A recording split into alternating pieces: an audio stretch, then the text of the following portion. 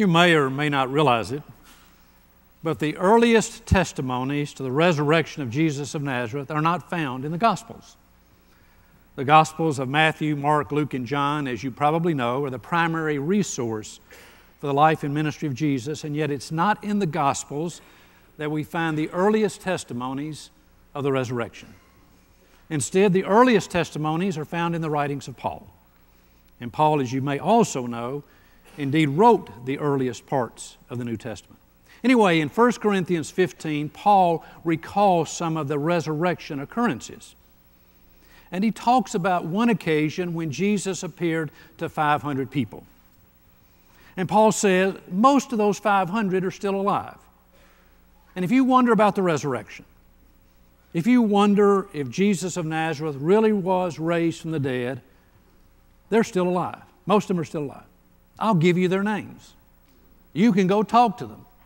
You can go ask them if they really saw Jesus of Nazareth raised from the dead. And then Paul goes on to say, and I saw him. 500 people. And Paul says most of them are still alive. And he's writing around 52, 53 A.D. Most of them are still alive. And if you have any question whatsoever as to whether or not Jesus was raised, I invite you to go talk to those folks and let them give you their personal witness. And I'm willing to give you mine. Friends, we are not here on this Easter Sunday to debate the resurrection. It happened. We have eyewitness accounts. Isn't it interesting how we take eyewitness accounts on other parts of history, but there are persons who are reticent to take the eyewitness accounts of the resurrection? So we're not here to debate the resurrection. It happened. We have eyewitnesses. Rather, we are here this morning to answer this question.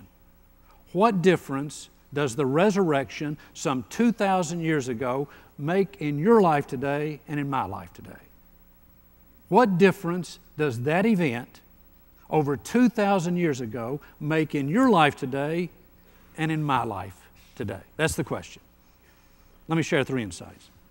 First of all, the resurrection reminds us that God is at work in the most challenging moments of our lives. The resurrection reminds us that God is at work in the most challenging moments of our lives.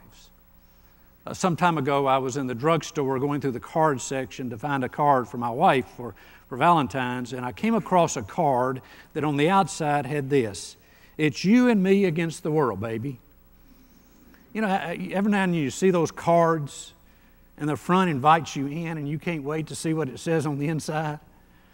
Well, this card on the outside said, "It's you and me against the world, baby." And so I opened the card, and it said, "And I think we're going to get creamed."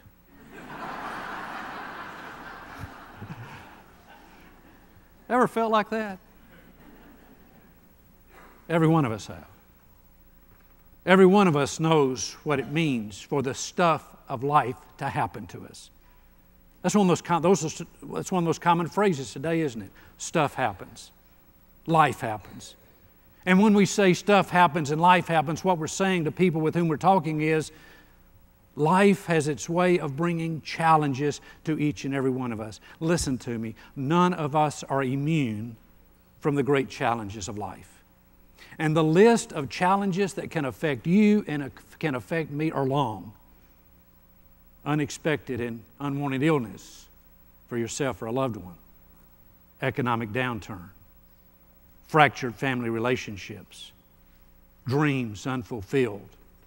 Business or professional disappointment, increasing stress with the daily demands of life, the painful loss of a loved one, work difficulties, decisions that need to be made and they tug at you because they're tough decisions.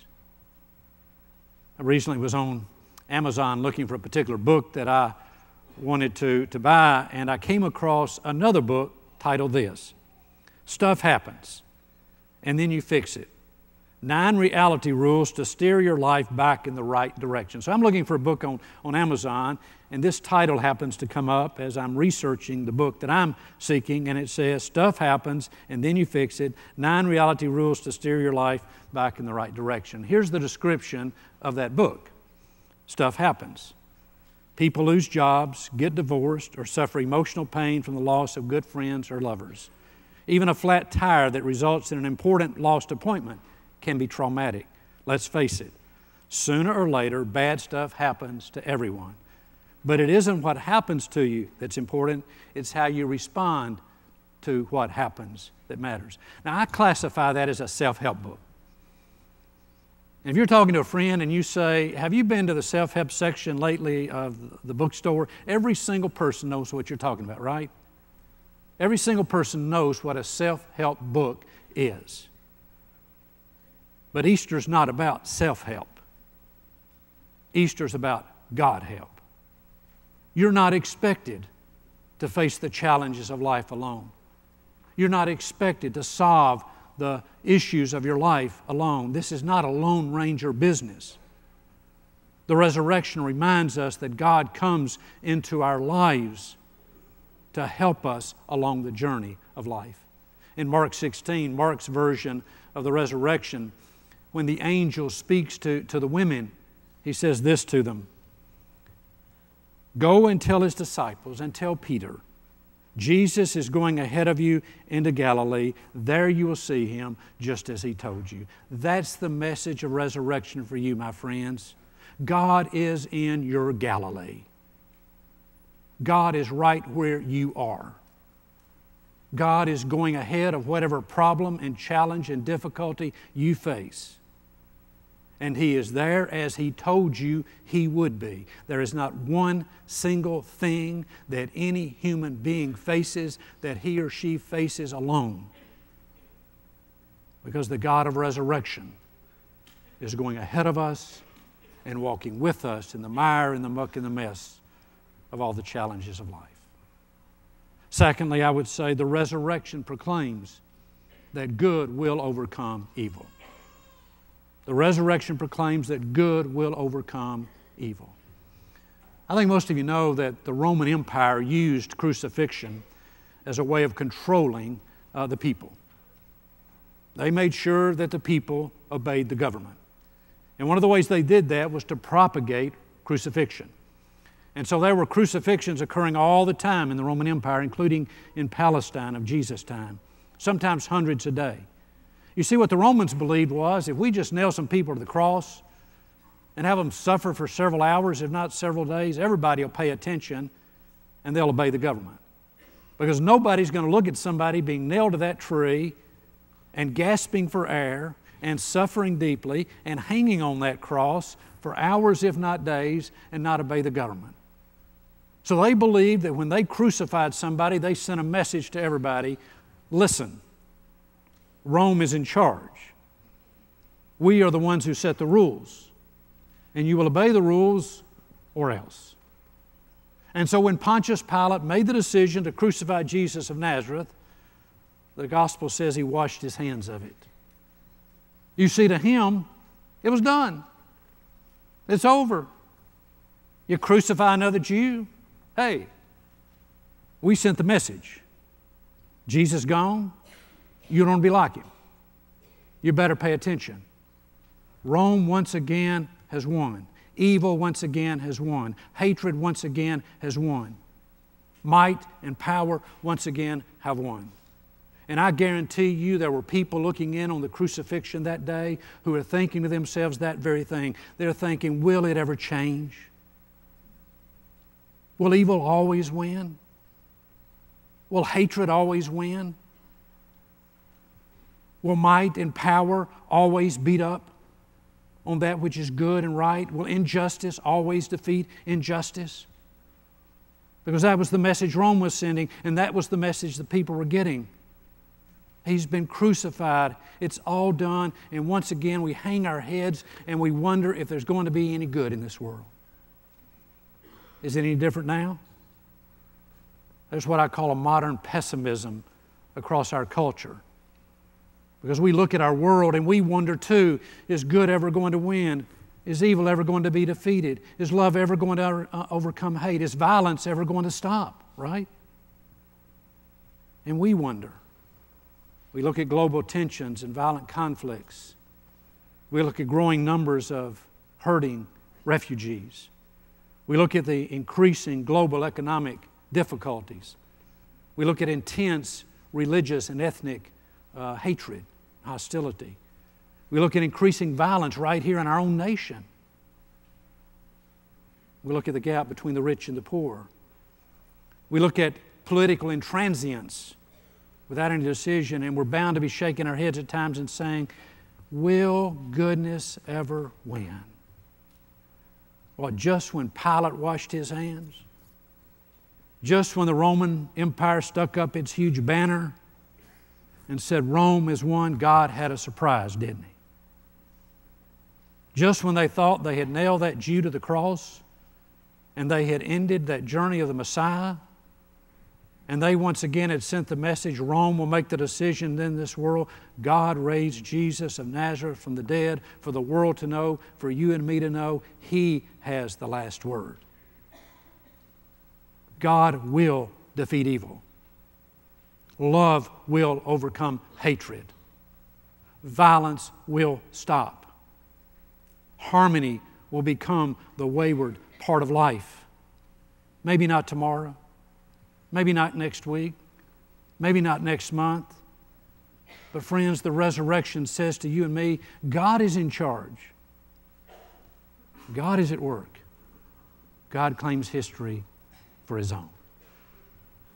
And finally this morning I would say to you that the resurrection proclaims that there is life beyond death.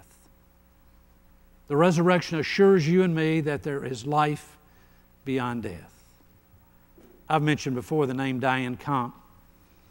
Diane Comp for many years was a pediatric oncologist at Yale University Hospital, and she worked primarily with dying children. And it was her experience with dying children that actually cost Diane Comp her faith. She came to the point that she couldn't believe anymore.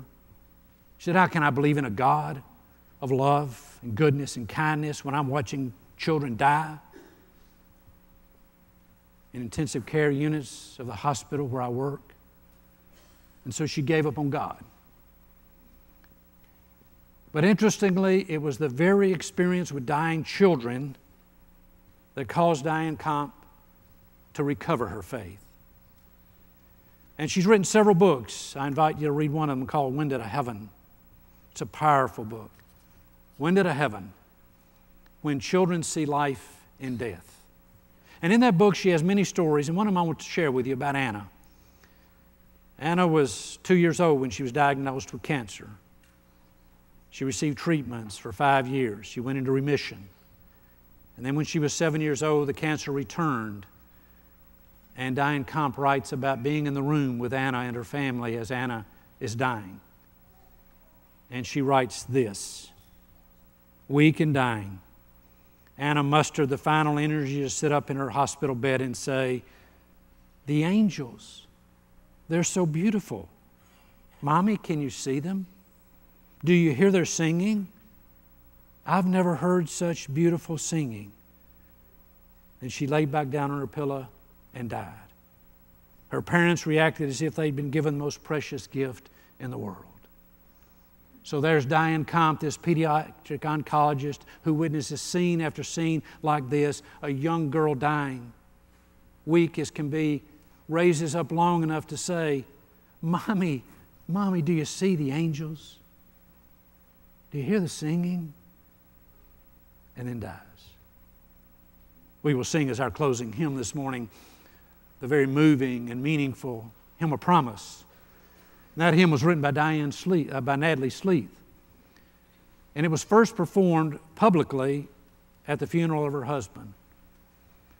Shortly thereafter, and she wrote this in 1985, Natalie Sleeth herself was diagnosed with cancer. And she was dying. And she tells in her writings about a message that she sent to her grandchildren. She wanted them to know about a conversation she had with God. So here's Natalie Sleeth. She's written this hymn of promise. Her husband dies of cancer. She's now dying of cancer. And she says that she wrote her grandchildren about this talk with God. I said softly to God, "Is my time to come and live with you getting closer?" And God said, "Yes, Natalie, but don't be afraid, because I will always be with you and I will always take care of you." I said to God, "But I will miss my family and friends, and they will miss me."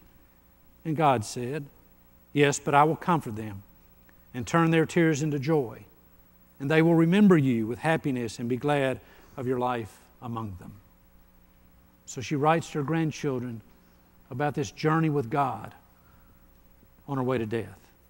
And the last words that Natalie Sleeth spoke before she died were these: "It's good.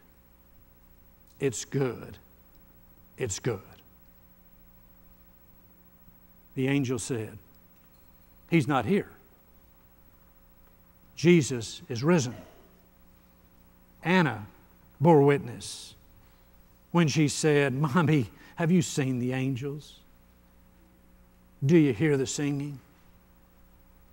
And Natalie Sleeth could say, as she died, "It's good. It's good. It's good." Let there not be one single moment that one single person doubts that life does not end in death. It is clear that there is life eternal. It is clear that there is life beyond death. So we do celebrate the resurrection of Jesus of Nazareth from the dead. But we also celebrate a God who is with us in all the challenges of our lives, who meets us in our Galilee and raises us up and helps us face whatever we have to face. And we celebrate the God of resurrection who says to us, don't for one moment believe that the Roman empires of the world have the last word. Don't believe for one moment that hatred has the last word. Don't believe for one moment that violence has the last word. I have the last word. And never doubt that there really is the wonder and beauty and joy of life beyond death. Thanks be to God for the message of Easter. Amen. I call your attention now to your bulletins. Our closing hymn, this Natalie Sleeth hymn, is found in your bulletin. Let us stand.